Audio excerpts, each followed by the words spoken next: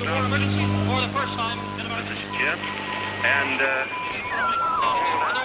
Receiving this message. We are Ken Jennings and John Roderick. We speak to you from our present, which we can only assume is your distant past, the turbulent time that was the early 21st century. Fearing the great cataclysm that will surely befall our civilization, we began this monumental reference of strange and obscure human knowledge. These recordings represent our attempt to compile and preserve wonders and esoterica that would otherwise be lost. So whether you're listening from an advanced civilization or have just reinvented the technology to decrypt our transmissions, this is our legacy to you. This is our time capsule. This is the Omnibus.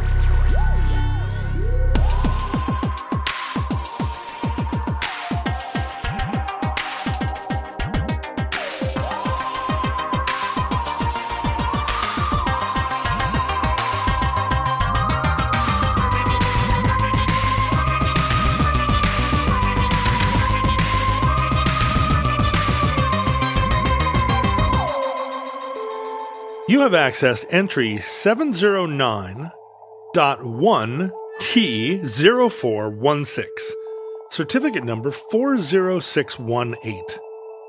Left behind.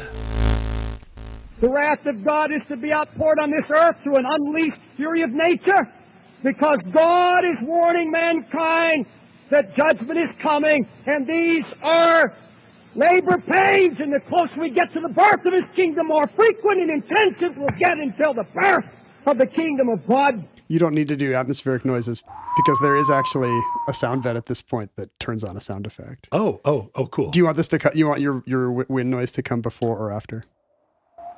I think after. Is this the noise of it's kind of tumbleweeds in a ghost town because very few people have been left behind? Well, that's actually not the math of the Left Behind Right. The unrighteous have been left behind, which means it's just like a normal day. How many saved people can there actually be in the city of Seattle? It wouldn't even look any different. It wouldn't, right? No, the saved people would all be tourists. It would turn out that one nice grocery store clerk who was always, just peppy and smiling, right? Nice young Korean girl or something. She's suddenly gone. Would you be here? Oh, good question. Yeah, I mean, I think about that all the time in terms of, various raptures. There are several raptures where you'd show up on Wednesday as you usually do, but there are other. And you're gone? Well, I'm not sure there's any rapture where I would be gone unless there's a rapture that's called get into your Chevy Suburban and drive to Spokane. Yeah, I mean, if I come over here and your clothes were just sitting in that chair, that's just a normal Wednesday. Yeah, exactly. Honestly, that's not the rapture. But there's no Mormon rapture, is there? There's no one where you would be physically transported to heaven without coming by and saying like, "Hey, it's been fun, but I've been called." Well, let's get into that. The rapture. You and I talk about the end of the world twice a week. Yes. In this project. Speculating on various causes. But to my memory, I don't know if we have ever talked much about the real end of the world. The one that literally 41% of Americans, Pew Research Center polls this regularly, 41% of Americans think that Jesus is coming back by 2050. What percentage of futurelings do you think are in that 41%? 100% of them. 100% of futurelings believe that Jesus is coming back by when? Well, 2050. 2050. He's still got 30 years. Okay. Oh, okay. All right. So, if he's got a to-do list, if he's got some time to make this happen. I'll be in my 80s. I can surf that blood wave. Right. And yeah. Jesus will be, thousands of years old. This is not any kind of 30 under 30 for him. Right. He's been planning this for thousands of years. Sure. We don't know the date or the time. But it's not, you're right, but it's not evenly distributed across Americans. 58% of white evangelicals. Right. I would expect a larger number of white evangelicals. Well, these are the numbers that say 2050. Oh. There are some others that say like next Wednesday No. After 2050. I see. You got the 2051ers. The 2052 school, the breakaway 2053 sect. Sure. Some kind of planetary alignment in 2054. I think I know a couple of those. It's 59% of non-college educated Americans. Okay, so that seems the same group. I'm not saying it's the same group. Okay. The numbers tend to work out. And it's pretty much the same number. It's low 50% in the American South. So it's highly concentrated. Now we're speaking to a future audience that knows exactly whether or not Jesus came back by 2050, and if so, what his first actions were. So are you a truther which on social this, media on this platforms question? he got on? Do you think what would a truther be? I don't know. Or let's say which percentage are you in, if you can say? 2050. 2050. It's pretty soon, actually. So when Jesus explains to his apostles in Matthew 24 that he'll be back, I'll be back. He does not do that. What if he did movie quotes a lot? Austin Powers, guys, get it? They're all like, huh? He's like, F you asshole.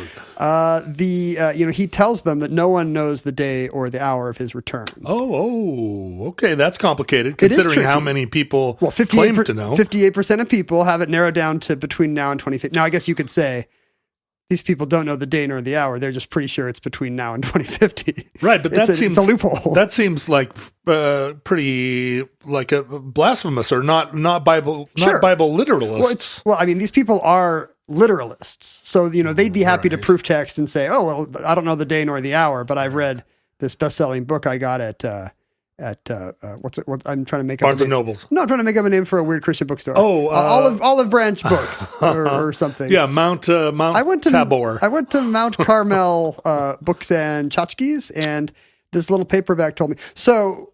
But shouldn't they say like inshallah or something at the end? Exactly, right. Or, basically if Jesus is trying to convey the fact that there's going to be great uncertainty and it's impossible to predict, he says he's going to come like a thief in the night. Yeah.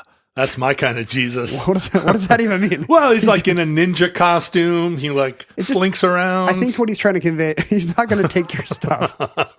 I'm going to come like a thief in the night, and then he's going to take my neighbors. Take your car keys. I think he's trying to convey that he'll come at a time when you're not expecting. You'll be asleep.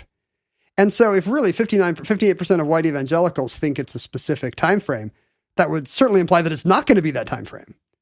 Right. Well, I mean, does he like burst in like the Spanish Inquisition, or does he like slip into your DMs? Well, a thief in the night you'd think would be a little more subtle, and yet there is a different scriptural tradition of him, of every knee bowing and every tongue confessing. Yeah, right. Which must mean it's on CNN.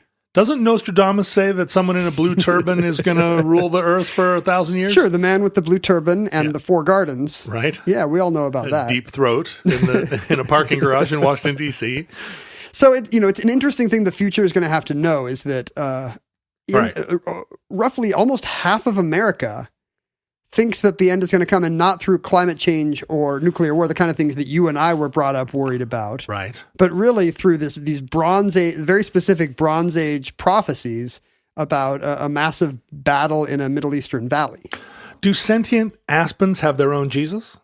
Or does the one Jesus cover sentient aspens too? I would like to think that the infinite nature of Jesus's good attributes and his purview and his sacrifice, right? His jurisdiction, you'd think would be the sins of everyone. Would include hyenas and protozoa, but the question becomes: can they sin? Right, and does my dog go to heaven? What are the quaking aspens? What are they even morally capable of doing wrong? I mean, they're all touching underneath the garment of the soil.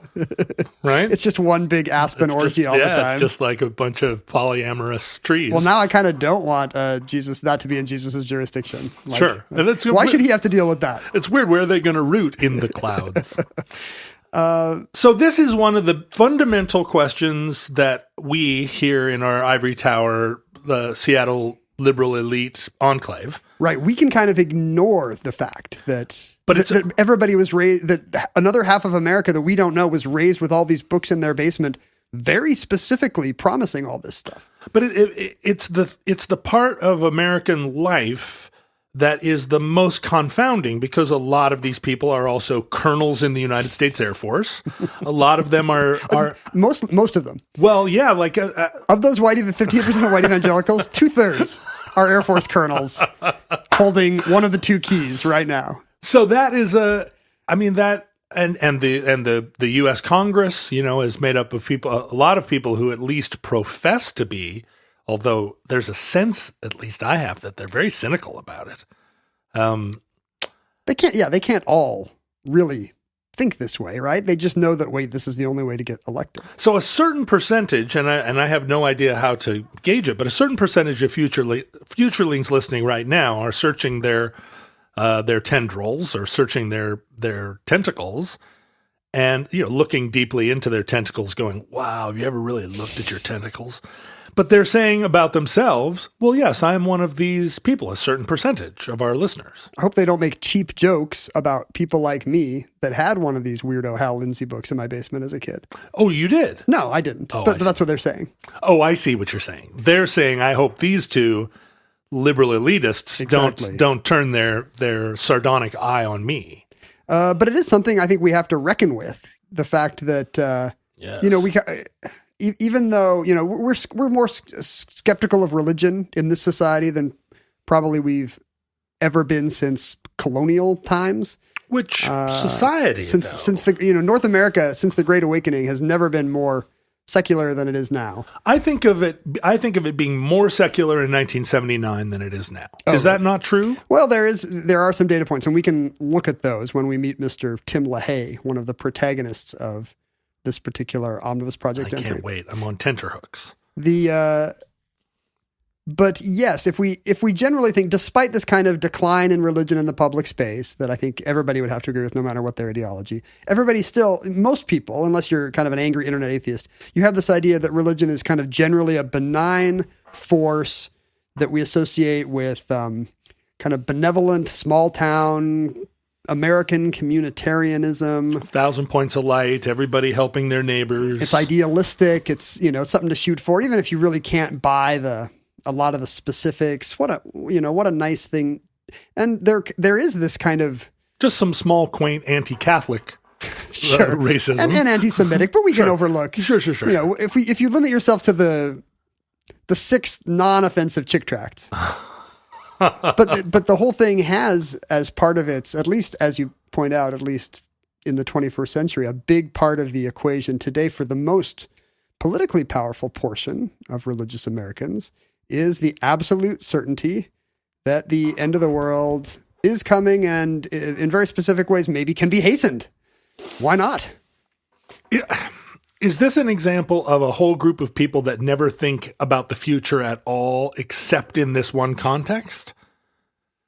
I mean, to not be planning for your kid's college education or the causation might go the other way. What if, this is something you will literally hear from evangelicals on the right is, why would I worry about climate change? Sure. Jesus is coming, and for all we know, he wants the ocean levels to be higher. This is the kind of thing that'll bring him back sooner and end this terrible time. And specifically, these ideas about very specific millennial events, the rapture, the tribulation. The fact that we kind of have on the right a play-by-play of how this is going to go. Gives people a lot of maybe unfounded certainty about the end of the world. And this is the component of the evangelical culture that's very pro-Israel, right? Because Israel's existence is biblically prophesied, and it's one of the signs or symbols of the second coming. Yes, and because of that, Israel is a very weird plot point in the Left Behind novels. Let's actually get to the Left Behind novels. Let's just get there. Let's just get there. In the early 90s. I was there. Kind of. No, I was okay. I mean, I was definitely super there. I feel like you were not hanging out with the Moody Bible Institute guys. No, you're right. I was semi-conscious in the early 90s. There's a big Christian book industry targeted to this broad swath of Americans that feels not at home with increasingly secular, godless, liberal popular culture and wants their own material. An author named Jerry Jenkins has written... Fake name. Fake. Totally fake guy. Nope. His name's Jerry Jenkins. Wow. Has written... all these guys at the Moody Bible Institute or whatever have these made up names. You're just going to have to get used to it. Jerry Jenkins, right. If they would say the same thing about John Roderick. John Roderick, fake name. How is John Roderick a fake name? It's the same. It's got the same repetition of vowels and consonants that Jerry Jenkins does. No, it's just Anglo-Saxon enough to be real. Ken Jennings sounds just as fake as Jerry Jenkins. Yeah, it's true. Ken Jennings does sound fake.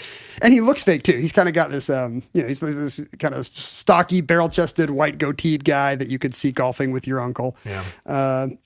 He's written just hundreds of books, Christian self-help books, Christian YA books, Christian mystery series, a lot of as told to biographies. I now believe I have read one of his books because he wrote an as told to of, that when celebrities write their autobiographies, they don't actually, even the smart ones, even Obama's not writing that thing, What? Really? Well, oh no. They all just get in a room with a journalist and they talk and then they get a draft back where the guy writes down the story in their, right. a cleaned up version of what they said.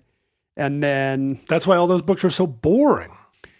There is kind of a template to them, but that's just because there's a template to human life. When you go to a rock star biopic, you're like, this is I hate those. This is a dark effing period. I hate those too. Although that Elton John one was pretty good. I don't know. Do you think Obama wrote his own book? I'm going to say Obama had a ghostwriter. No, I'm not even going to look it up. I'm sure he did have a ghostwriter. I'm sure he did. He's a busy guy. That's the main thing. It's not that he could not string an inspirational paragraph together. That guy led the free world for 8 years because he was capable of doing that one set of convention. But he's a busy guy. Yeah.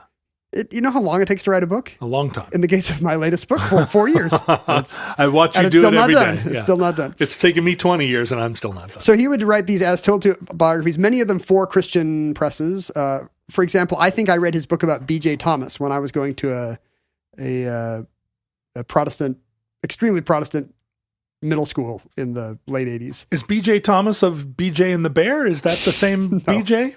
Who's B.J. Thomas? B.J. Thomas of Raindrops Keep Falling on My Head. Oh, fame. Yeah. Okay. And I happen to know this because of my upbringing, because of my semi-Christian upbringing. not my Mormon upbringing, my Korean Lutheran private school upbringing. Right. Where my elementary school classroom had a wall of these weird books. Right. You and Kathleen Edwards were there a couple of years apart. We were there having to read about Christian detectives solving mysteries that all turned out to be demonic possession and celebrities who turned Christian. And B.J. Thomas is an example of one of these guys who wrote one of these, boy, was I, and I had the biggest hit in America, but then the raindrops started falling on my head. Because I got into the needle drugs and then I got into, but it of course ends with him finding Jesus and now he's a new person at the end of the book. So these are kind of the antimatter Nancy Drews. Like Nancy Drew seems like she's investigating a demonic possession, but it's really a corrupt real estate agent. Yes. And these are corrupt real estate agents that turn out to be demonic possessions. It's the opposite of Scooby-Doo. I don't know how many fake hauntings the Nancy Drew books actually had. Well, it's always a ghostly horse. No, she has more of a Smugglers and Secret Passages vibe. Yeah. You're thinking of maybe the 3 investigators who we've mentioned on the show before. They always have fake hauntings. Yeah, but the smugglers, it's always something's going woo in the cave, right? It's trying to scare the people away. Glow in the dark. Yeah, you just put glow in the dark paint on one of the smugglers and he looks like Captain Kidd, the headless pirate. Yeah, there you go. Yes, no, I read a bunch of these books where the police all thought it was something boring, but only our detective who's been saved knows that it's actually a demon who stole the painting from the gallery. Why are you laughing? Again, 58% of white evangelicals, 41% of your fellow Americans, John. I love it. I can't decide whether it's a coloration on life. It can't be that different. People are just not that different. It has to be something you and I are both capable of if we had been raised in that county. But I'm not somebody that imparts an eco sensibility or a leftist sensibility very much to things that happen in the world. I kind of take stuff like when a tree falls in the forest, I assume it makes a sound. Maybe the divide is certainty. And that's the thing. You and I are very skeptical about certainty, I think. Yeah, there's very little certainty. I have very little about anything, and certitude I don't accept. And it's not just that we have ideological objections to certainty. We really just feel at sea with big parts of our lives. Yeah, well, that's exactly right. When somebody says, this is so, my instinct is to go, really? And rather than, thank God someone knows. Right. And I think it's easy to see there's dangers both ways, but the dangers of it is you fly a plane into a skyscraper because it is so. There's a body count to it is so. But you also don't have the satisfaction of not knowing, right? Right. There's an aesthetic component. Yeah. You enjoy the struggle. It's the sublime, but it's the flip side of the sublime. You can't enjoy the sublime if you think that it all adds up somewhere. Maybe that's what it is. It's just people who enjoy the wrestle. Yeah. Instead of the answer.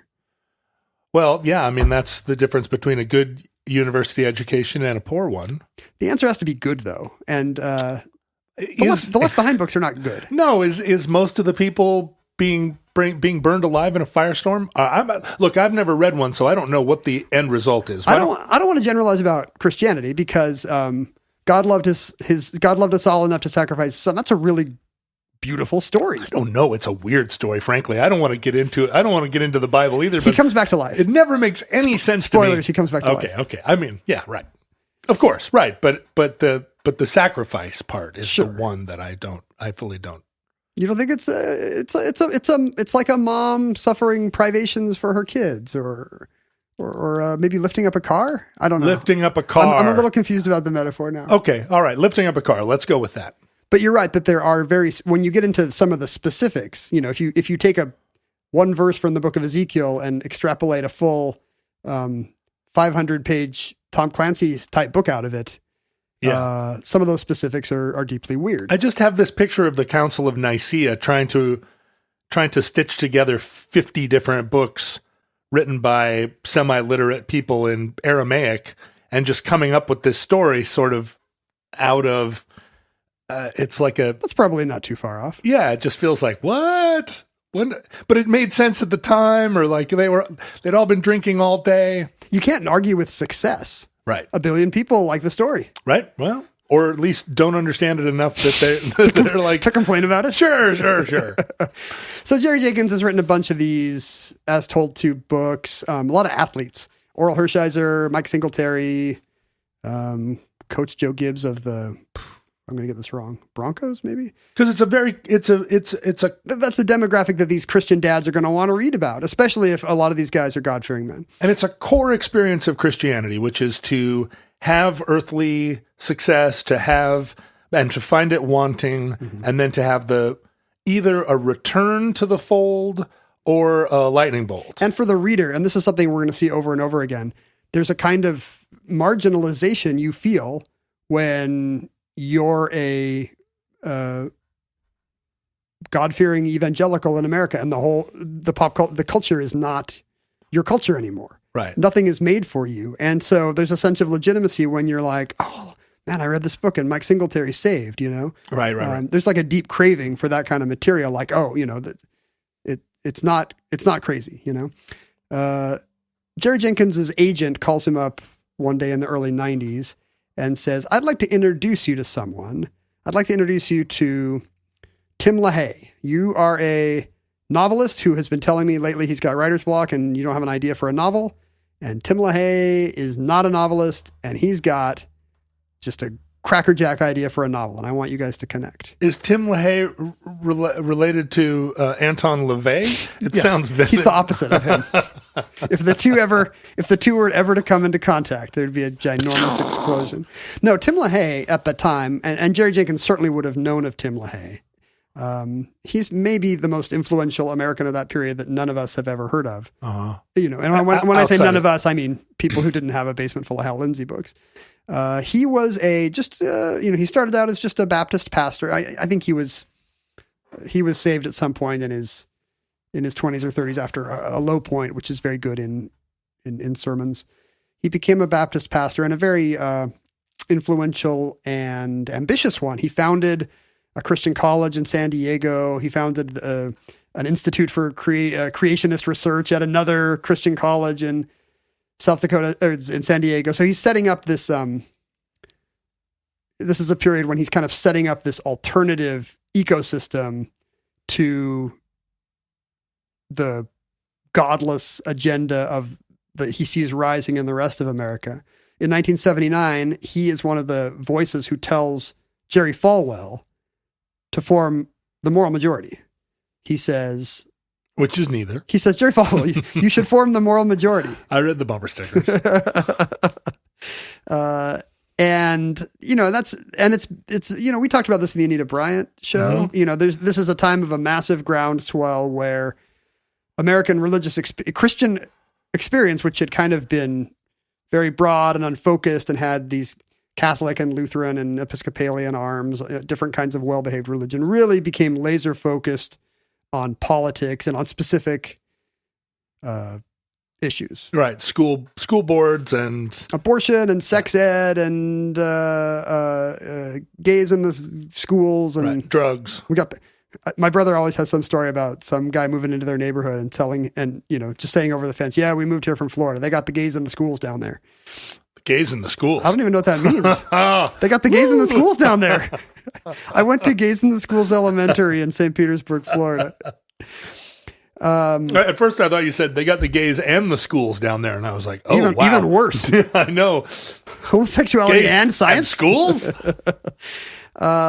So he's part of this, building this kind of counter movement where, if there's enough of us and we had a cable TV channel, right, we could really direct one wing of American politics any way we wanted. But it's a long-standing American sort of type, the one that believes that evangelicalism is kind of the American expression of that Presbyterian fervor, but we concentrated it like Tang. Yeah, it really, really feels like an authentic American religion. And I just think of that moral majority time as a time when all these people in polite religions, all the Methodists who are sitting and singing from their 700-page hymnal, are struck by the excitement of a new, more engaged, more, in some ways, violent and visceral hot take on this. It's hard to imagine that that's not one of the things that led to just the increasing secularization of America. Is everybody got a different view of religion from these guys they started to see on their satellite dishes. Did you ever watch those shows? The Jim and Tammy Baker Club, and yeah, you can still see Jim. I saw a clip of Jim Baker last week. Well, he's selling like apocalypse barrels now. He's got some kind of berry that'll cure COVID. Yeah, which is really the best kind of berry. His son and I had a Twitter relationship for a brief period because his son was like one of those tattooed minister types. A cool youth pastor? A cool youth pastor who was trying to engage with the Twitterati. And this was long ago when if you had 3,000 followers, you were somebody on Twitter. And we went back and forth half a dozen times. It'd be funny if he was born with the tattoos because it was it was Tammy Faye's makeup in his genetics. I thought you meant like the mark of the beast. Oh, maybe that's true. Yeah, Jim Baker's son is probably the Antichrist. I think we all know that. Anyway, LaHaye founded a bunch of these other kind of religious right political organizations on his own, including in 1998, we're kind of getting into the Left Behind time frame here, the Pre-Tribulation Research Center. Again, it's kind of mimics the language of academia in the same way that intelligent design does. Right. Pre-Tribulation Research Center. Yes. They're researching a very specific brand of Christian eschatology, end of the world imaginings, called dispensationalism. Uh-huh. And in fact, a very specific kind of dispensation called millennial pre-tribulation dispensationalism, uh-huh. which is the theology that underscores his massive 16-book Left Behind series, which is kind of the play-by-play, the certainty we were talking about before, that sooner or later, all this is going to happen. All the prophecies will be fulfilled. All saved Christians will be raptured, leaving a 7-year tribulation when the earth weeps and wails and gnashes its teeth and Satan is loosed among the people. And it's too late for me to convert at that point. Is that right? Well, that's an interesting question. It's a literary question. The Left Behind books begin as all the good people get raptured. Oh, that's top of the hour. It's just like the HBO's The Leftovers. That's scene number 1. So LaHaye's idea, which he tells Jenkins, is, here's what I got. These guys are flying on a plane to London, and suddenly the flight attendant rushes up to the pilot and says, "Sir, 100 passengers just disappeared. Oh, that's so exciting. Leaving their clothes and underwear. They all wear terrible, strict underwear probably because they're Christians of one kind or another. Their pacemakers, the pins in their hips and knees. All this stuff just rattles to the seats in coach. Well, call Nancy Drew. No, Nancy Drew's out of her depth here and probably raptured. Nancy Drew's gone. Yeah, okay. I'll believe that. But 100 people on a flight? That seems like a lot of people. Do you usually saved. when you get on a plane, are you like, hey, who here has found the Lord? No, I look at everybody and make a quick assessment, like sinner, sinner, sinner, sinner. You maybe get raptured. Mostly sinners on It's an planes. overseas flight. So you do have to. Even more sinners. Yeah, exactly. More sinners. You do have to wonder how many. I don't know how many people on the plane disappear. I mean, unless they're flying to Ghana and it's a bunch of missionaries. They're all singing that God told Noah to build an arky song as they fly to Ghana. Yeah, well, to dig wells. And this is this surprises the hell out of our two protagonists on the plane. Our pilot, Rayford Steele. What? No, I don't know. And our magazine writer back in coach. By the way, this guy's the sexiest, best magazine writer and the sexiest, best pilot. These are all manly men. But the guy's flying in coach, so... Oh, but he's a humble magazine writer. Sexy, best... He can't be that humble. He didn't get saved. I mean, both of these guys are not... They can't be moral exemplar. I mean, honestly, it doesn't matter if they're good moral people. What matters is they did not accept Jesus into their hearts. I see. In fact, the book begins with pilot Rayford Steele having what for a Christian book is a very torrid fantasy about one of the flight attendants. He thinks she has a very pretty smile. And that's how you know that he's, even though he's married with kids. Back in one of the passengers is Clayton Buck Williams, a roving reporter for some Time or Newsweek-like thing called Global Weekly or something. And these two kind of become our protagonists through this new world in which we find out, he turns the plane around and heads back to, Europe has shut down all the airports. Although you'd think nobody got raptured in Europe, right?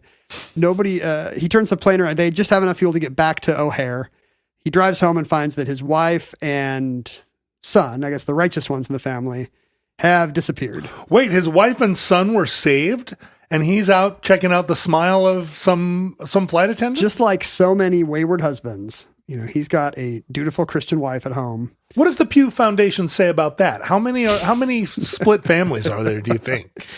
It's got to be pretty high. I mean, in my own religious tradition, I kind of grew up in a time where it was a pretty common trope that, mom would keep bringing the kids to church. Right. And, while dad was off playing dad bingo. There's a Norman Rockwell cover of this, of the mom and the kids kind of with their noses in the air heading off to church in their Sunday finest while dad is slumped down watching the football game in his bathrobe. It feels like the very modern version of this is that someone in the family has gone QAnon and everybody else is like pleading with them to come back to reality. Honestly, it's increasingly common in at least in Mormon circles, and I bet this is true in a lot of Protestant circles as well, for the gender split to go the other way.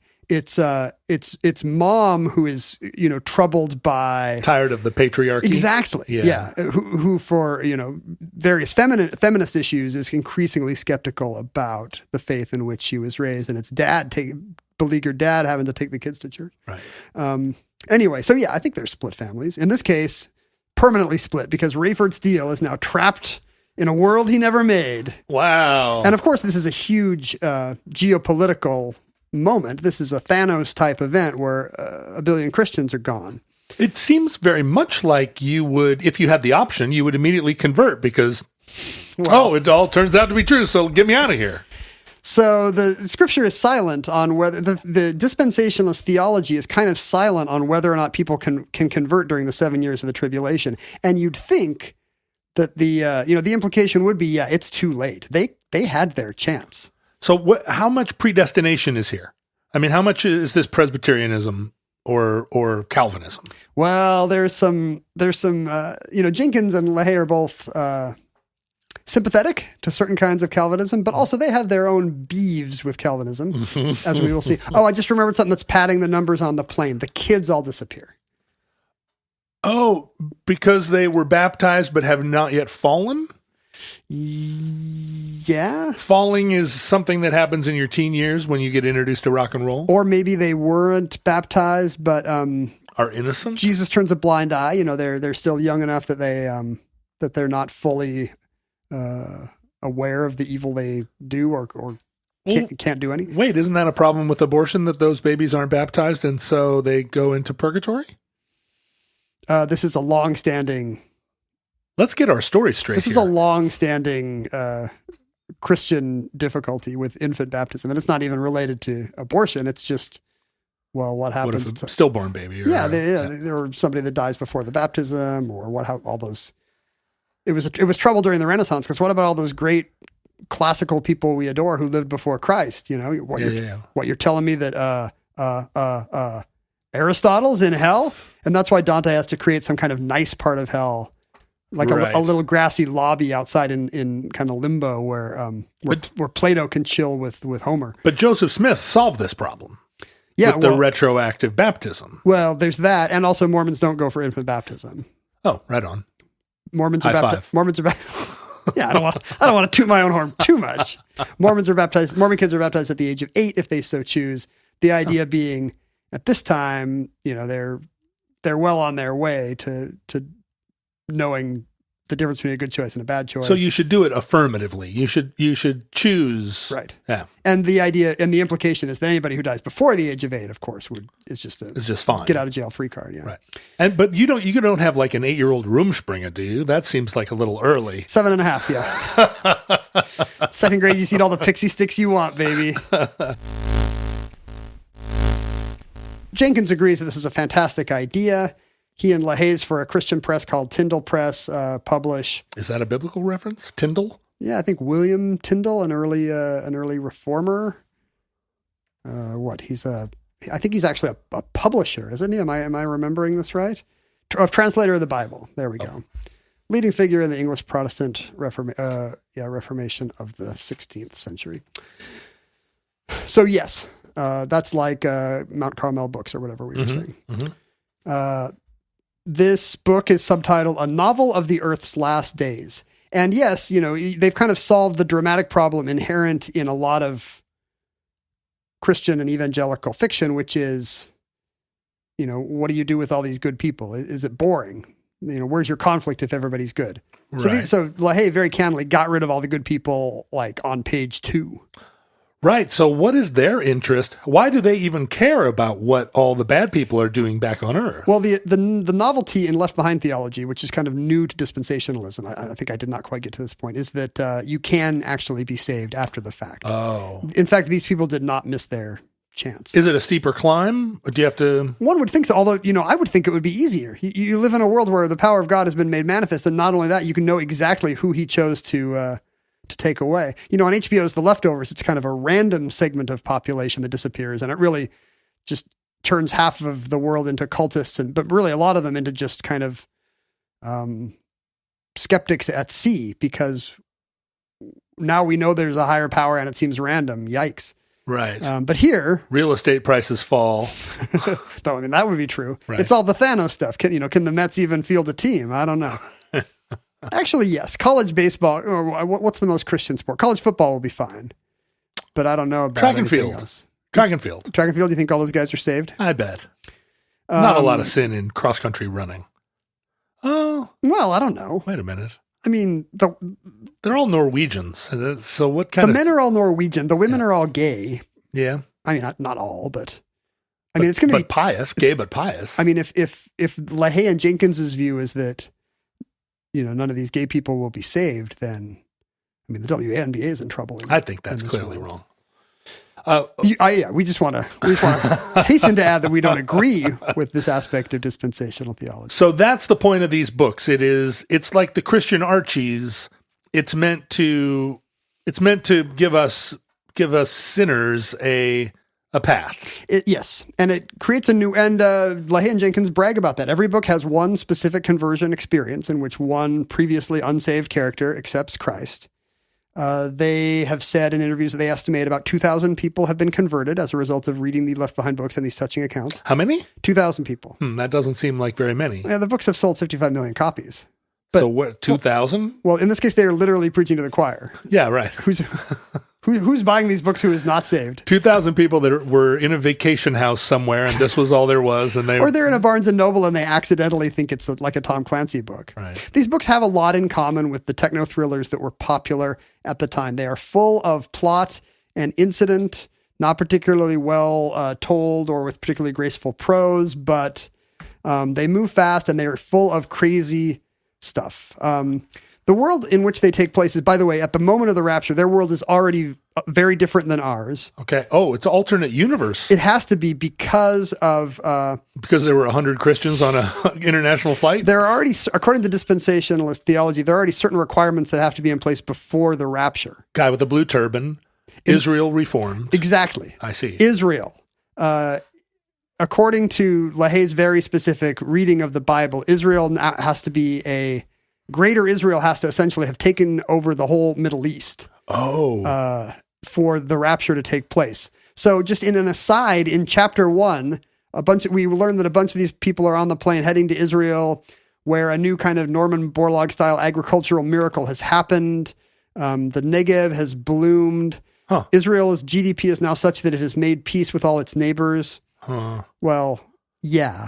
I'm not sure that Israel's economic security is the main thing holding it back from peace with the Arab world. I feel like the Israelis, at least in our time, they are covetous of the West Bank, but they're not really that interested in Syria.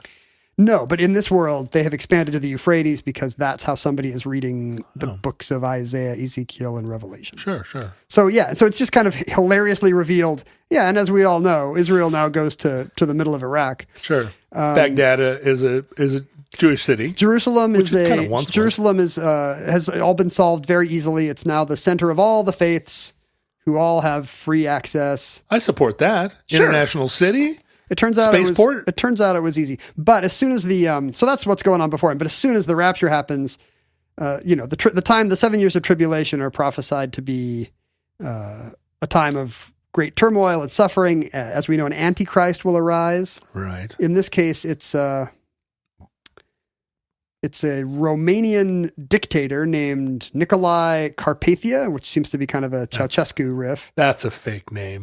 That is a very fake name. You've been to Romania. How many people named Carpathia? Not many. Even in the Carpathians. That's just somebody looking at a map and seeing oh, here we go. There's a town called Vulcan in the Carpathians. Why wouldn't they have just said Nicolae Vulcan? Why isn't Spock the Antichrist? That's a killer name. And he's a very he kind of takes over the UN. We start to see LaHaye and Jenkins's weird politics here as filtered through all these 70s paperbacks. They feel that the threat to good Christian souls is the United Nations. Yes, a very specific kind of one world government with a new currency and printing the mark of the beast on everybody's forehead. It's a Goldwaterism, or it's a John Birch Society. It's a John Birch Society trope, but that was filtering up from these hardcore dispensationalists into the political sphere. Right. So it started with guys like LaHaye, who were very earnestly reading their Ezekiel and thinking, "Oh boy, there's going to be an antichrist." And so he's like this kind of blonde Redford-looking guy that everybody loves, but he turns the UN into kind of this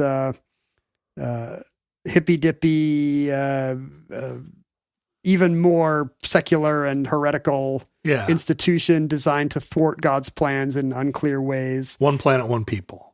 So this is interesting. You mentioned the anti-Catholic sentiment. The Pope is an interesting problem in this book. Right. The Pope gets raptured. Say what? But... because you don't want to offend your Catholic readers, but you also don't want to offend your evangelical readers, or probably a larger set. So they make clear that this new Pope has been kind of a dodgy, kind of Martin Luther style reformer who has troubled many in the Vatican with his Protestant leaning thinking. He's a secret evangelical. Yes. So Pope. if you want to, if you're a Catholic reader, you can be like, oh, the Pope got twinkled. I see. And then, of course, he gets replaced with an evil secular anti-pope.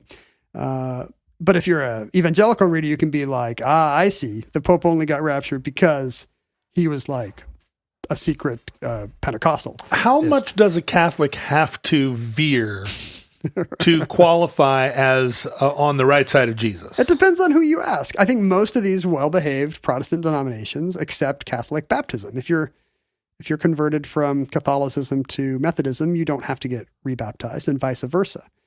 Right. But a lot of these more evangelical firebrands, these charismatics and Pentecostalists and some Baptists, they might have a very different view. So as the books go on, you have these enemies. The books are full of bad guys because all the good people got twinkled, and a very small number of our heroes who form what they call the tribulation force to kind of advance. Exactly. It's like a Buffy the Vampire Slayer thing, to advance Christ's cause in a darkening world. And this is a series of books. Does the covetous pilot and the journalist, do the two of them stay throughout? Are they the main characters of all these books? I don't want to spoil who lives and who dies, okay. but yes, the characters we meet at the beginning and their kind of family members and supporting cast, they tend to be our point of view characters through this nutty post-rapture. So they're the Nancy Drews. Yeah, but there's no mystery to solve. Right. It's very clear. I mean, that's maybe a difficulty in writing Christian mysteries is it's an audience that wants certainty. Within the book, how much time do they spend wondering what happened to everybody who left their pacemakers behind before they kind of triangulate and go, oh, wait, it's all the Christians? It seems pretty quick. Like when Rayford Steele gets home and finds that half of his family has disappeared, it's like his wayward daughter at college who's still around. Oh, boy. Then he finds his wife's Bible and he starts to think. And I think on the news, CNN is showing, a maternity video of a baby getting raptured immediately upon leaving the womb, or a bride placing the ring on her husband's hand and disappearing. Good stuff.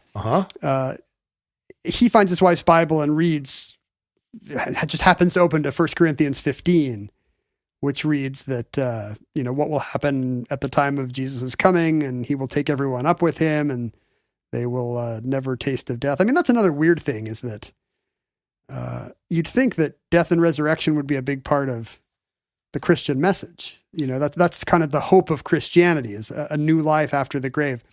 But in this new dispensationalist strain, it's really, is there a loophole? Is there a way to avoid death? Is there a magical golden ticket that Jesus can give you 7 years before he comes? But you're not, if you avoid death, you're not still inhabiting the earth, right? I mean, you avoid death by going up to a cloud city. Yes. Not. But you avoid the sufferings and indignities of death. Oh, yeah. So you're really, to someone with a strong view of, the resurrection as the central hopeful message of Christianity, these books are a little odd. This whole theology is a little odd, as we will see. And the books also have kind of this chick tract kind of, the grim pleasure they take in the, not just in the luridness of evil, but also the suffering that these people have to face.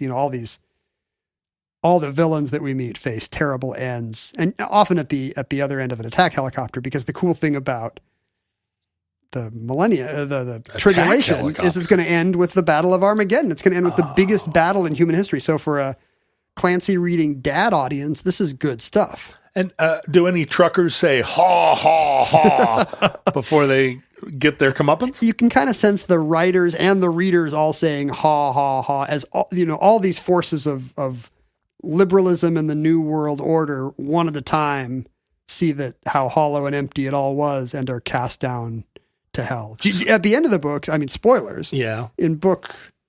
There's 16 books. Jesus confusingly comes back in book 12, and I think that was supposed to be the final book, the glorious appearing.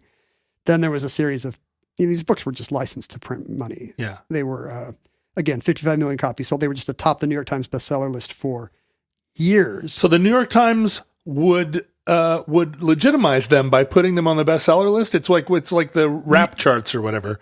You can't ignore them. The rapture charts. The rapture charts. Yeah, the New York Times did not create a second list the way they did to get Harry Potter off of there. Right. Because that would be bad to ghettoize. I mean, you can. I don't know. That seemed very New York Times. No, I could believe it, but it's a bad look. New York Times said God is dead. I think Time Magazine said God is dead. Oh, yeah. They get it wrong. Yeah, what song is that? Is it Elton John? What is that? Yeah, Elton John. It's Daniel? No, what song is that? Yeah, it's Daniel. Is it Daniel? Yeah. It's not Saturday Night's All Right for Fighting, but that seems like more reasonable. Is he traveling tonight on a plane, but he's about to get raptured? Interesting. Does Daniel survive to the end of the song? What if he's on a plane where both pilots were Christians? Ooh. I wonder if the books ever get into that. There's going to be a lot of secondhand deaths because of all the Christian drivers that were on the road. Yeah, the buses go off the road because the only person on it was a Christian. Nuclear power plant staffed by 2 Christian guys. The Air Force colonels you were talking about. There you go. All the bombers flying pilotless. Yeah. So the war that happens is just between different non-believers. Well, yes, essentially. It's just the army of the Jews fighting the army of the gays. and then the army of the schools. Carpathia, the Antichrist, is kind of our big villain.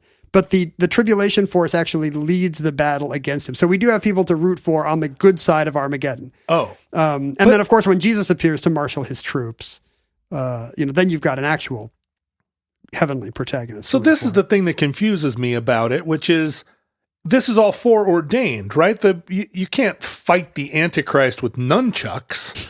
It's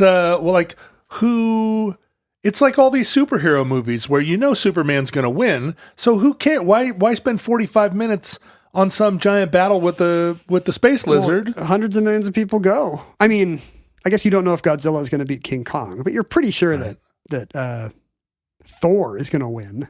So all these people, everybody that dies just goes plummeting down to some level of hell. At the end, yeah, literally Jesus is opening cracks in the earth to send our villains downward. Wait, hell is actually inside Earth? It appears to be under the Middle East. Oh. No, he's got some kind of a portal. He can do whatever he wants. Oh yeah, okay. Space hell. Yeah. These books led to their series of young adult spin-offs, music CDs, 4 video games, famously a series of movies. Starring Kirk Cameron. Yes. Kirk Cameron had been a born-again celeb, I think, who famously maybe got his co-star fired from Growing Pains. Like the girl who played his girlfriend, he got her fired from Growing Pains because she wore a suggestive blouse. Yeah, she did a Playboy spread or something. I can't remember. Anyway. But he was Christian the whole time. He didn't have a fall. He wasn't on Growing Pains and doing cocaine in the back and then got the lightning bolt. It would have had to be pretty young if so. I don't know I didn't read his As Told To. But yes, he becomes our, is he Buck Williams or is he Rayford Steele? Now I don't even know. I did not see these movies. Oh, so he stars as a baddie, or not a baddie, but a godless person he's journalist on Cameron the right side. Buck Williams. Oh. Yes. He's intrepid roving reporter. Just a coincidence his name is Cameron? Yeah, maybe it's Tony Danza thing where he has a hard time answering to other names because he's not that bright. Like if you say, Jerry, he'll just kind of look around. This is an interesting time because this is also the beginning of the Christian rock culture.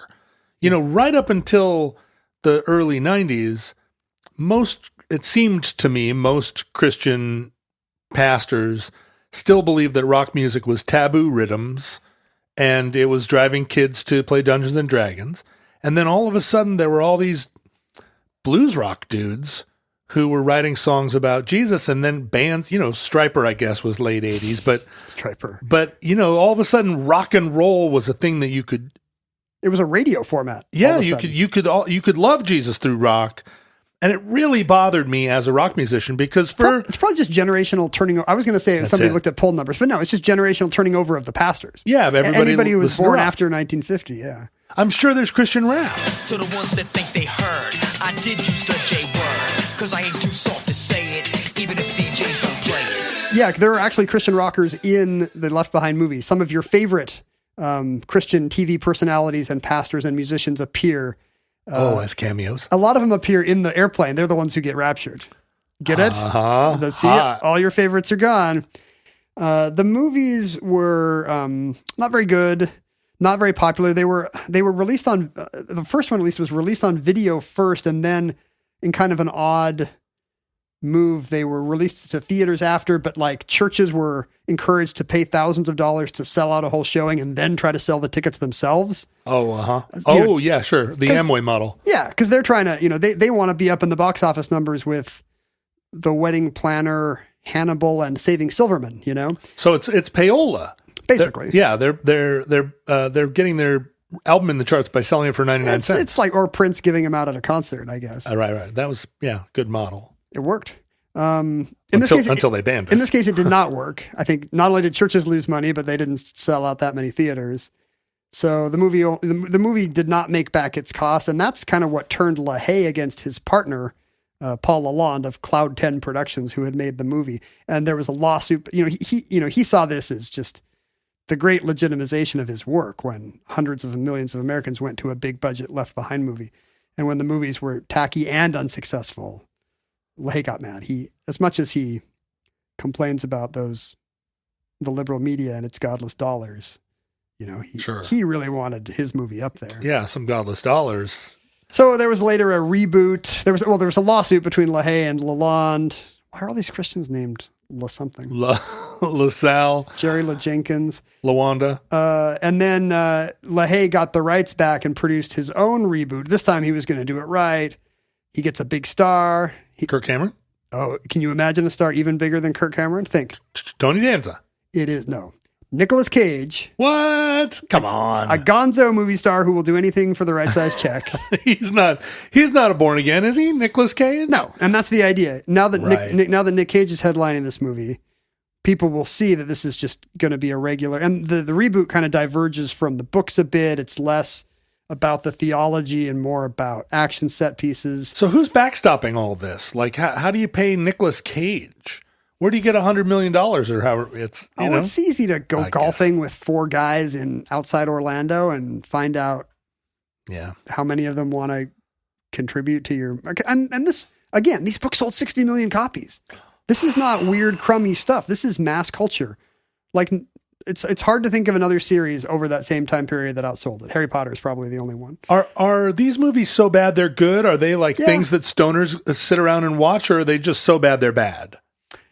I think there's the Room style ironic appreciation of them. Nicolas Cage was nominated for a Razzie for his turn as Buck Williams. Tragically, he lost that year to Kirk Cameron, who had made Saving Christmas the same year. Wah, wah. So how does Battlefield Earth and the Scientology fit into this? That's the only real comparison, as far as these badly written books that were kind of weird theology in disguise. It's really just whatever the Battlefield Earth series is called. Battlefield Earth? 1, 2, 3, and 4? But this is 41% of imagine Battlefield Earth in a world where 41% of America was Scientologist and expected, Xenu to come free their engrams in their lifetime. Every time I leave the house, I basically do so with that presumption.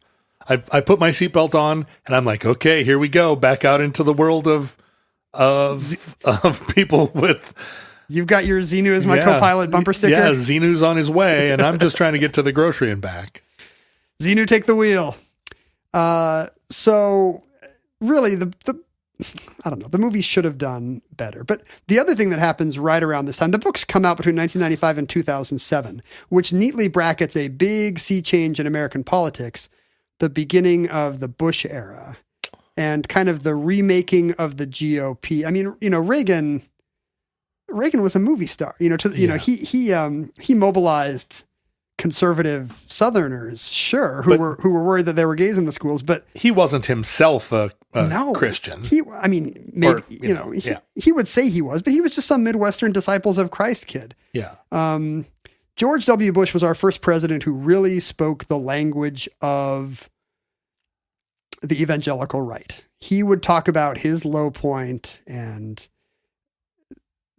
he would speak generally about the booze and the coke and the yelling at Laura or whatever it was. And maybe the dates don't quite add up, but he gave his soul to Jesus in prayer, and now he's a new man. And that was a huge part of his success. I mean, if you recall the 2000 election, that's a guy who needed every vote and about 5,000 votes, accidental Pat Buchanan votes. Right. So it really was the margin of victory. And the person who was kind of instrumental in getting the religious right behind George W. Bush was Tim LaHaye.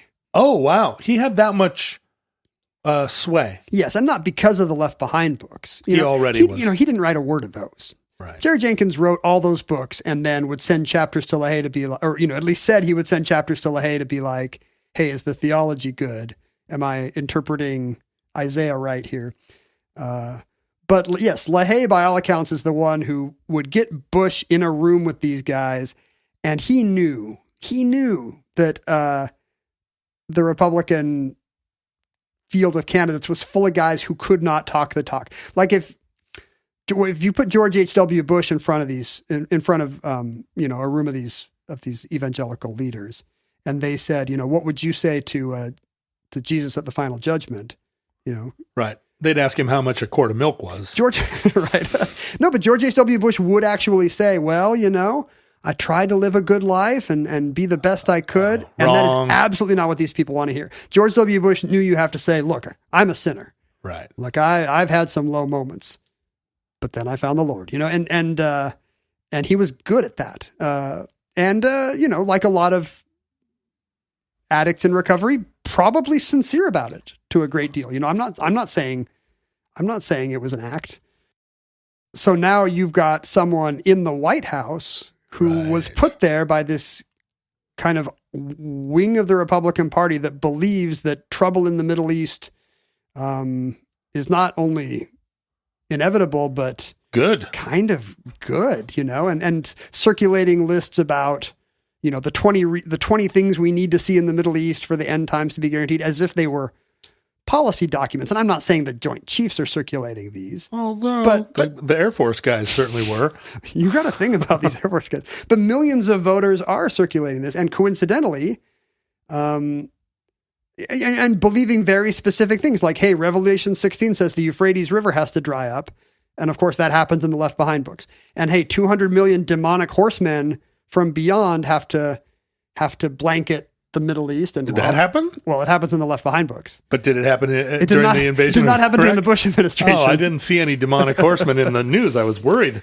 But yeah, I mean, you can see the line that some are tempted to draw between the people who helped put Bush in the White House and our subsequent strongly interventionist policy in the Middle East. Well, I remember this happening, and this was the first time that I ever read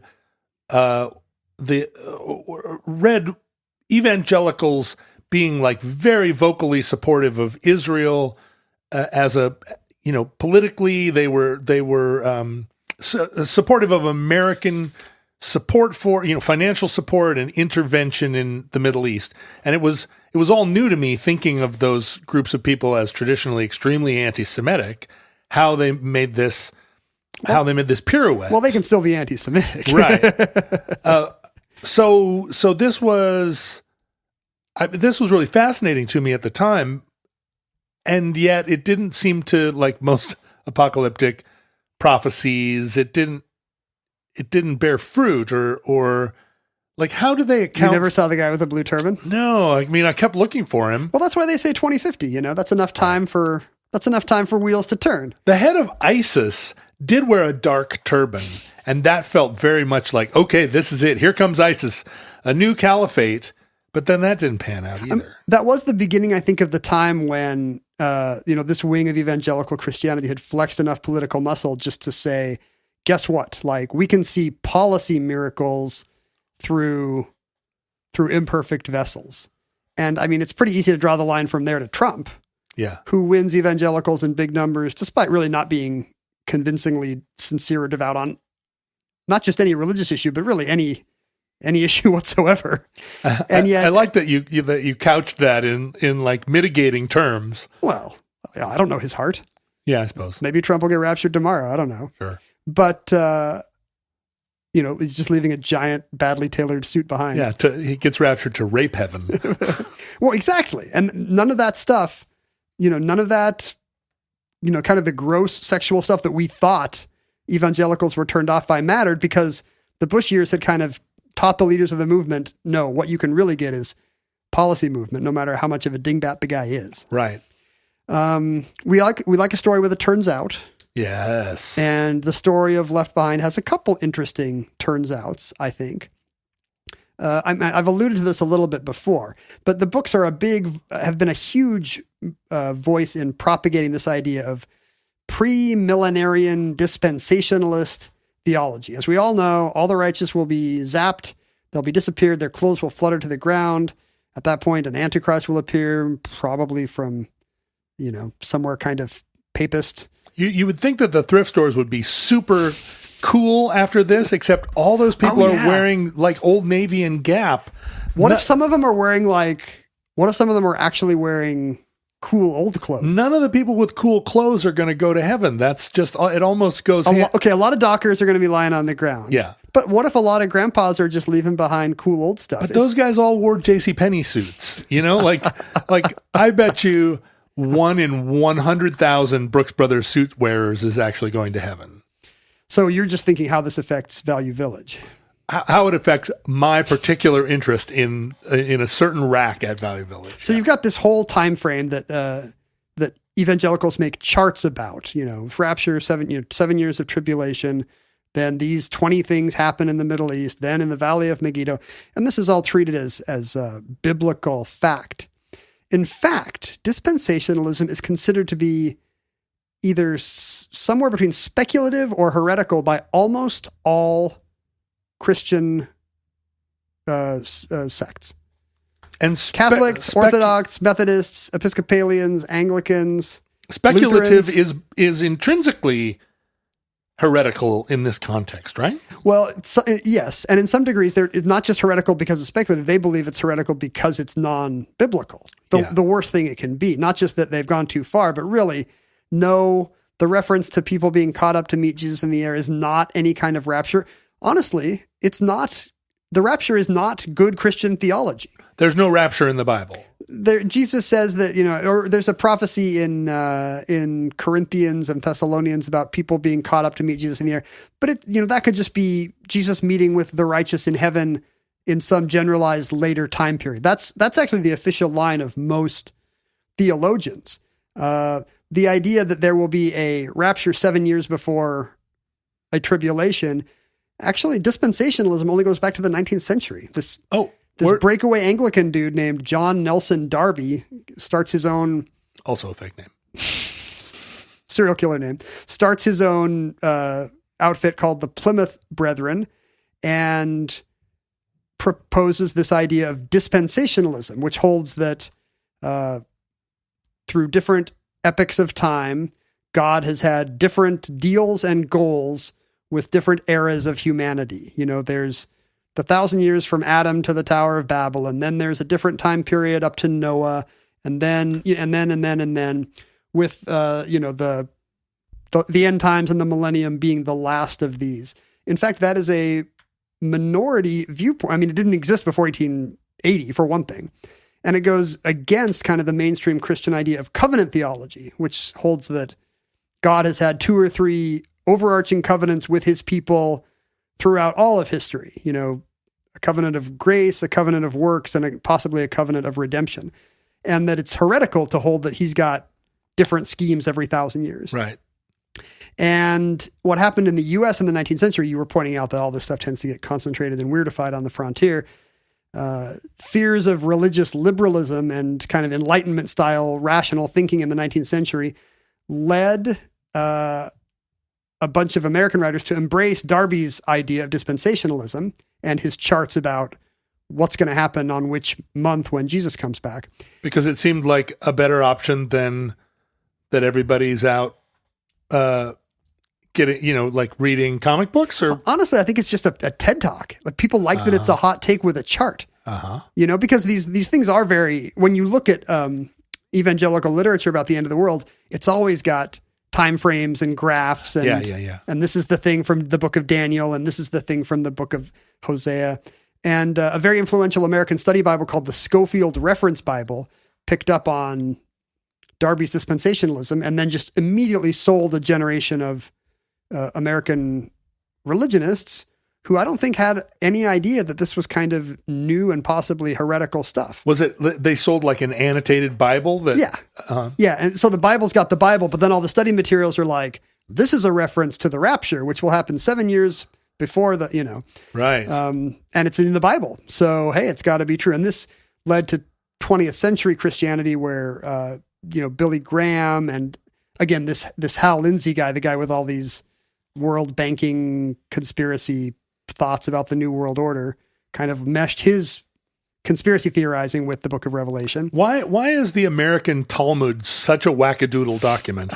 Maybe because we were small enough then that it could just kind of happen accidentally. Yeah. One influential study Bible accidentally leads to the Iraq invasion. Yeah.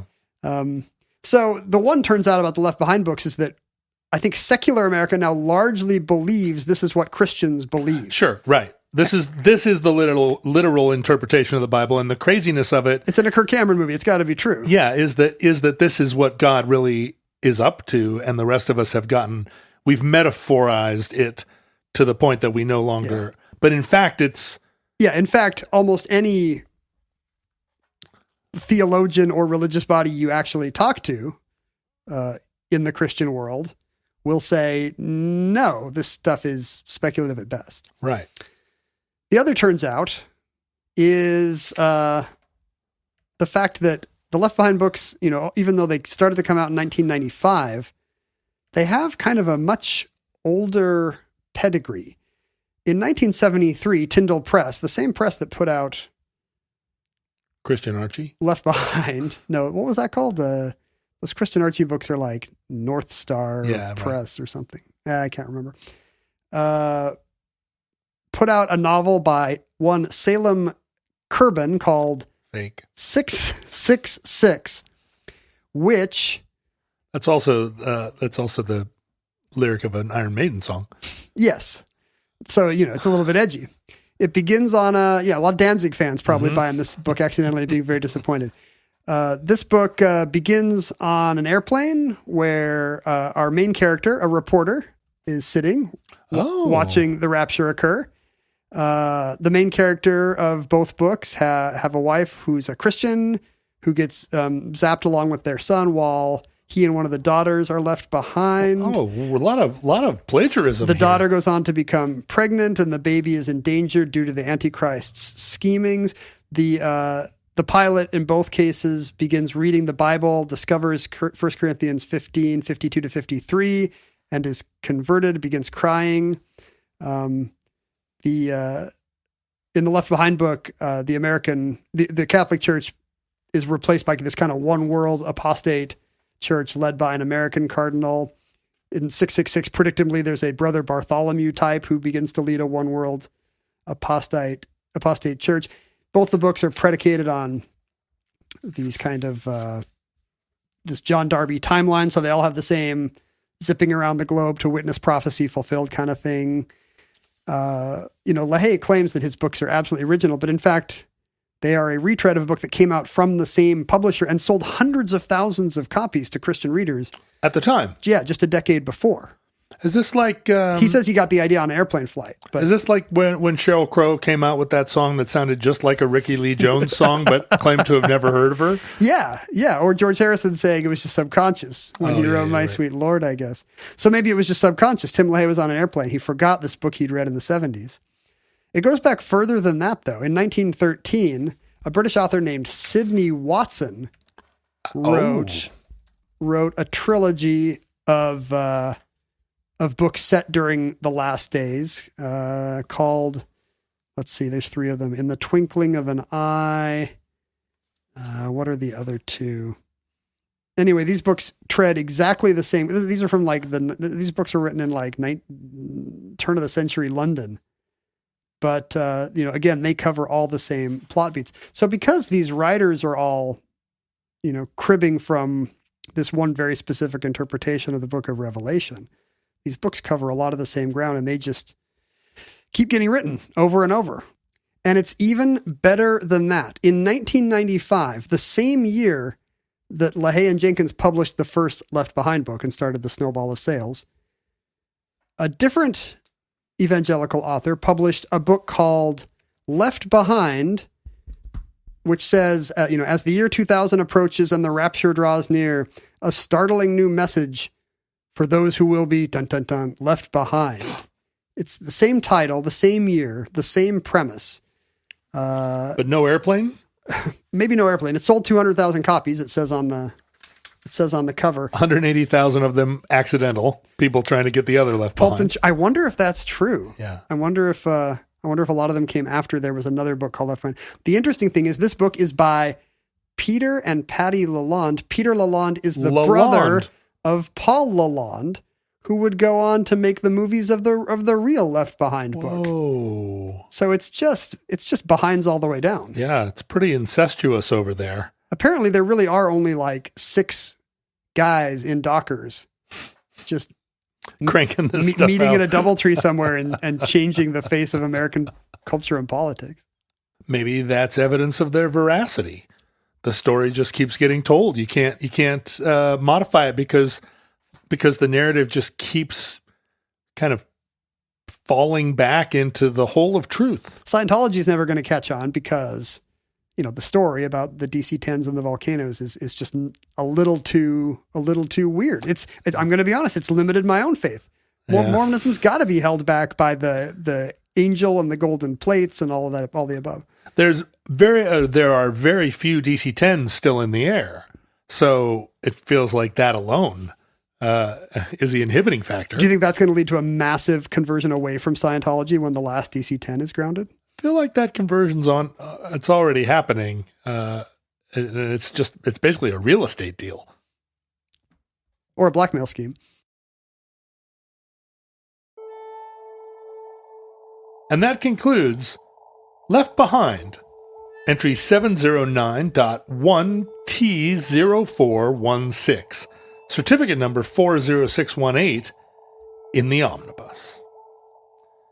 Futurelings, in the unlikely event that you have not been raptured, because I'm assuming that most futurelings are going to be raptured. Think of the depraved souls we're talking to now, who had to stay on Earth through the whole tribulation and Armageddon. Yeah, right. I feel like it's just the slimy mushrooms that are still here on Earth. All the fresh mushrooms are gone. You might find other like-minded sinners on Facebook, Twitter, and Instagram at Omnibus Project, at Ken Jennings. You can email us at theomnibusproject@gmail.com through a time portal where you can at least collaborate with me, tried and true, dyed-in-the-wool sinner. Who knows what's going to happen to Ken? He might ride a golden plate right up to a different heaven. Probably a better one. Where the angel Gabriel is like, over here. Mormon heaven smells like tuna casserole. That's theomnibusproject@gmail.com. Maybe I will start reading those emails at that point because Ken will be gone. You can congregate with other futurelings on Facebook and Reddit and other places, wherever sinners congregate. You can support Omnibus at patreon.com/omnibusproject. Use your filthy lucre to keep this show on the air. And there are lots of other like temporal, materialistic benefits from doing that.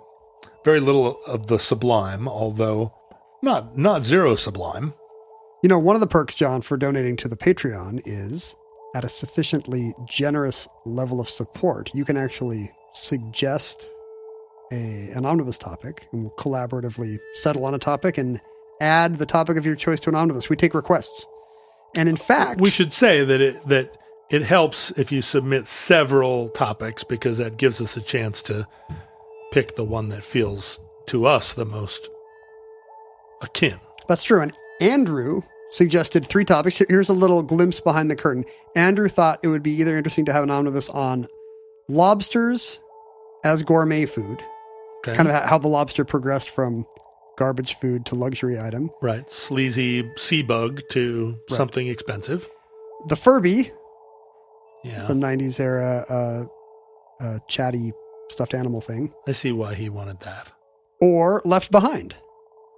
All right. So this entry was a result of Andrew's support of the show, and I liked Left Behind, and all these are very plausible omnibuses. Invariably, we find that the donors really understand the corpus of the show. Yes. But I liked Left Behind and Furby because they were 90s topics that post-date our laser-like era of millennial focus. And I thought Left Behind was a good addition. For shizzle. Yeah, that's what I said. As soon as I saw that email, I said, for shizzle. And you can mail us things at P.O. Box 55744, Shoreline, Washington, 98155. I'm looking at the mail right now. What do you got over there? Colin Rafferty, who says after the fact that he was the one who sent us the postcard of Roald Amundson's aircraft that we couldn't read the writing on. Oh. He typed this one? He knows what he's doing. Well, he also sent us 2 copies of his new book called Execute the Office, which it appears to be an essay of a different format about every U.S. president in order. Here's a death song for Andrew Jackson. Oh, so it's like an art happening. He does an interpretive dance for William Henry Harrison. Assassin's Bullet about William McKinley is it's like the 33 1/3 books. It does, except there's not one per president. Oh, I thought that was the point. One per president. Sorry, but there wouldn't be one book per president. Oh, that would be the 45 1/3 series. Letter from Oxford. So the Bill Clinton one is epistolary form, perhaps. George W. Bush is in 5 categories, as if maybe relating to hurricanes. Mm-hmm. Anyway, thank you so much, Colin. We will check out Execute the Office, your new book of hold presidential that up for me to essays. See. The cover's a little bewildering. You'd think it would be a melange of different presidential faces, but it appears to be just George Washington's face. And a dog. With a cow and a wolf, maybe? Oh. What do you think? Is that a dog? I think it is. You're right. It's a wolf, George Washington's eye, and a cow. Yeah. Confusing. Yeah. All right. Thanks, Colin. Listeners, from our vantage point in your distant past, we have no idea how long it will be before the rapture comes. Presumably, either before or after 2050. We're not clear. We hope and pray that catastrophe may never come. We're certainly not using it as a pretext to get involved in land wars in the Middle East. But if the worst comes soon, this recording, like all our recordings, may be our final word. But if Providence allows, we hope to be back with you soon for another entry in the Omnibus.